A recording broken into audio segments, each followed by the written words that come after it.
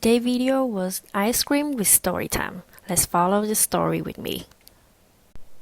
The story was I was stalked and harassed by my neighbor. Oh my god.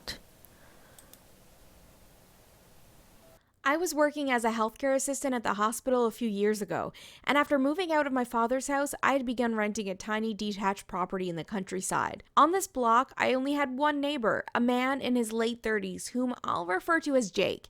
He was a bachelor who lived alone. Jake would stop by over the next few weeks as I settled in, and we'd talk about music, share hobbies, drink beer, and even watch movies together.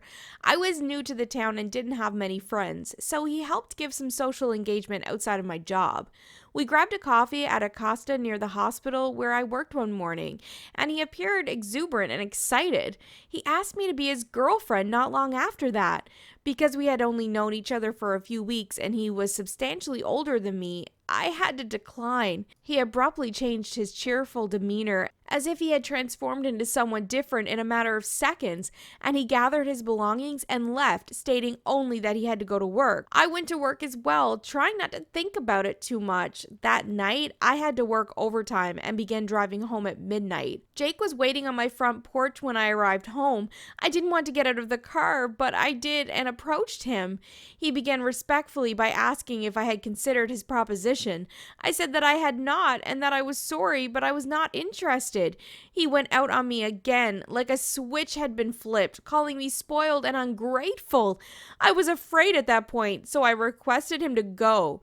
He refused, so I managed to get to my car as he followed me, and I told him I was calling the cops through the window. He swore at me and then walked away.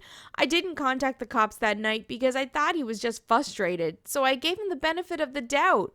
One of my greatest regrets is that I did not call them. From there, things got worse. He would frequently wait for me when I returned home, attempting to bribe me with gifts, more flowers, and even a new guitar.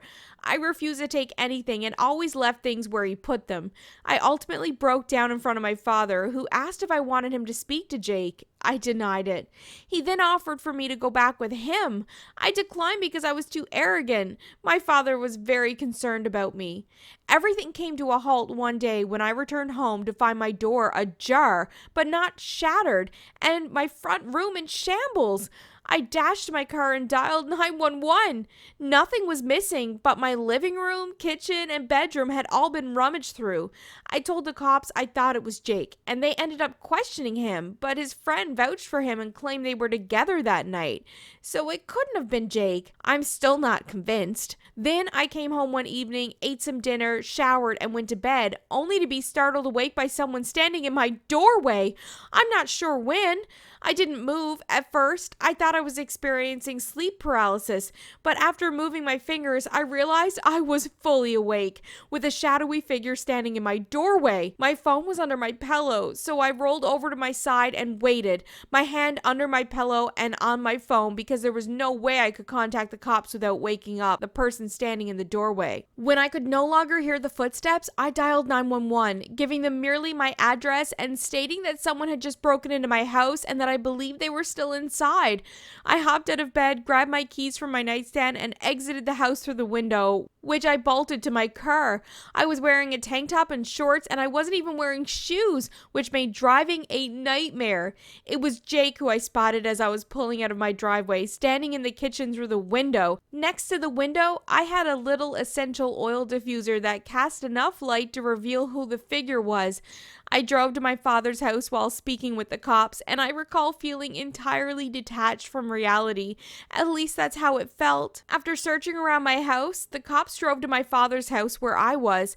I told them everything about Jake, how he'd been following me around, showing up at my work, waiting for me when I got home, and how I was certain he'd broken into my house and was about to do God knows what. Because proving that you're being stalked in the UK is so difficult, I was able to obtain a restraining order on the grounds of harassment. gentleman with proof that he had come to my workplace posing as my boyfriend, and a coworker could assist me because she had overheard our conversation in which I had asked him to stop following me.